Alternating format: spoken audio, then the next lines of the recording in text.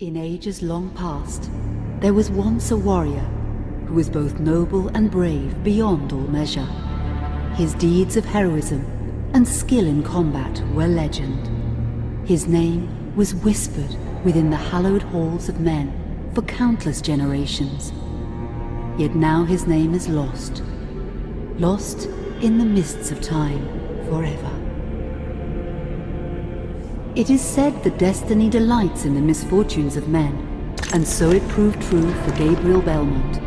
For even after defeating the Lords of Shadow and ending their reign of terror, his soul was consumed by the very darkness that he sought to destroy, as that ancient prophecy foretold.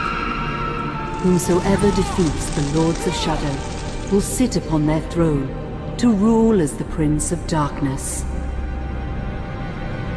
But before fate had played its hand, and unknown to Gabriel, his beloved wife Marie conceived a son by him. The Brotherhood of Light warned her of that ancient prophecy and the terrible fate which lay before her husband. So, with heavy heart, she concealed her pregnancy.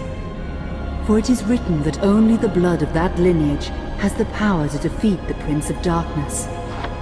Thus, when newly born, the child Trevor was hidden from his father and raised a holy warrior of the Brotherhood in secret, so that one day he would be ready to stand against his own blood, as foretold.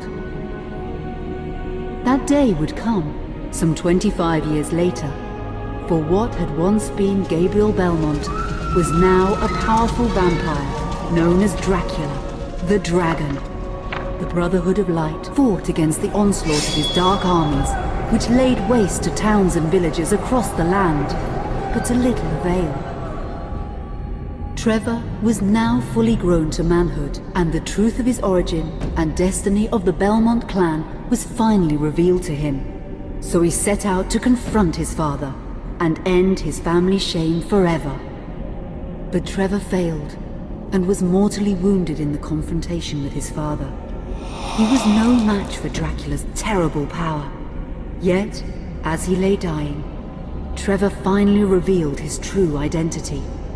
Dracula was driven mad with grief and rage over the revelation. He desperately sought to save his dying son by giving him his own lifeblood. But it was too late, or so he thought. Dracula buried his son within the walls of his great castle, and then swore bloody vengeance upon the world. Raising an army of creatures beholden only to him, he struck with fury and merciless cruelty at humanity. He vowed to hunt God's children for all eternity. But fate still had one last card to play. Dracula's blood had power, and that power now coursed through the veins of his dead son, slowly reviving him over many years, until one night he emerged once more into the world, not as a man, but as a creature like his father. What had once been Trevor Belmont was now gone forever. He was now a vampire like his father.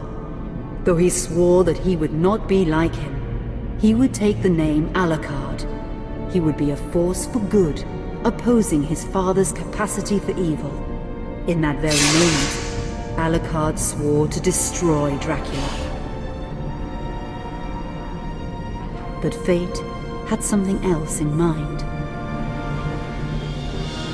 Meanwhile, Trevor's own son grew into a fearsome warrior with a reputation that far exceeded even that of his illustrious father.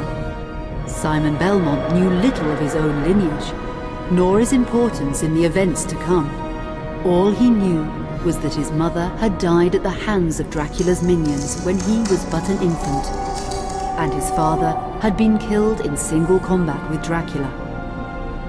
Found and raised by the people of White Mountains, Simon had but one purpose in life: to destroy Dracula for the murder of his parents.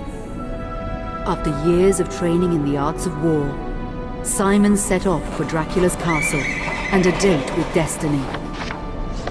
Once in the castle, Simon met Alucard, and knowing little of the true identity of his companion, joined forces with him. Blood bound them together, and fate took a hand once again, as finally they met their dreaded foe in mortal combat.